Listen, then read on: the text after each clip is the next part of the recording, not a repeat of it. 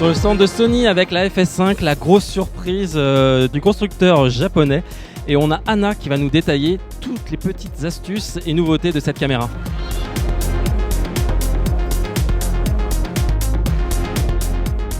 Bonjour, Anna Doublé, en direct de IBC 2015, spécialement pour yakyakyak.fr. Je présente aujourd'hui le nouveau caméscope PXW FS5, donc la petite sœur de PXW FS7. On va voir les différences et les avantages de chacun des produits.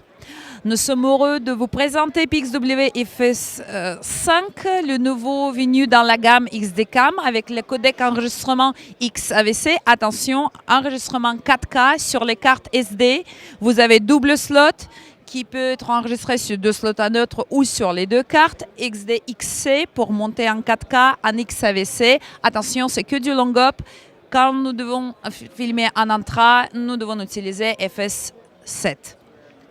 L'avantage de ce produit est la flexibilité totale du design. Nous pouvons changer la position de viseur. On peut l'enlever, on peut le mettre de côté droite et gauche, on peut enlever en avant et en arrière. L'avantage de positionnement de capteur va vous permettre d'utiliser autre optique que l'optique en monture E. Vous avez également, avec les Metabones, avec l'adaptateur Metabones, vous pourrez utiliser les optiques EF de Canon par exemple ou le monture PL.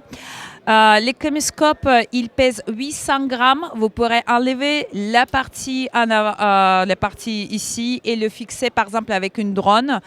Les batteries, exactement la même que vous utilisez pour FS7, donc c'est pareil, un grand avantage. L'enregistrement peut être en high frame rate, vous avez enregistrement en ralenti ou en accéléré qui est possible. Vous avez les courbes S-Log 2 et S-Log 3, donc ça c'est pareil, c'est un grand avantage de ce produit.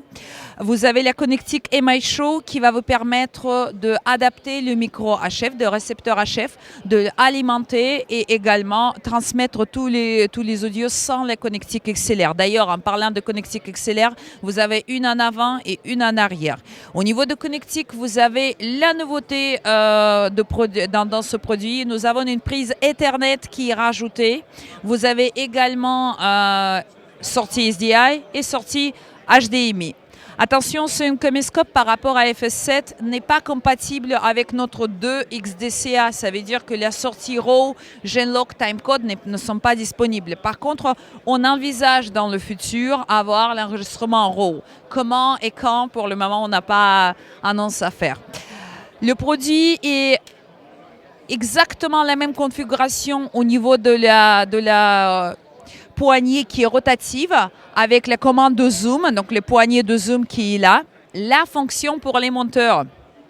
Nous avons la possibilité aujourd'hui d'assigner les boutons enregistrement sur la slot A ou le slot B. Ça veut dire quoi? Si nous devons enregistrer par exemple les interviews, nous pouvons appuyer sur le bouton REC sur le poignet latéral et tous les interviews ils seront sur le slot A.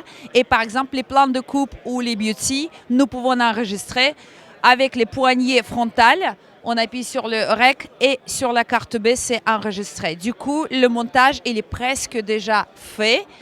Non, les dérochages, il est presque déjà fait. Du coup, on peut enregistrer sur la carte A les interviews et la carte B les beauty. Le caméscope a 9 picture profiles que vous pourrez retrouver à la fin de menu caméra, juste là. Et dans les picture profiles, nous avons les 2 courbes, S-Log 2 et S-Log 3. C'est un produit complètement connecté, donc avec par exemple votre smartphone, avec ce petit signe NFC, nous pouvons connecter notre caméscope, le piloter à distance, voir les images directement sur votre tablette ou sur votre smartphone.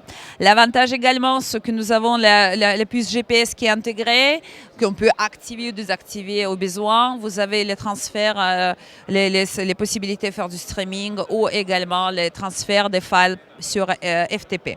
Donc ça, c'est vraiment une grande nouveauté de ce produit. Le produit sera disponible en décembre et on espère que ça va vous plaire et très bon IBC à tous.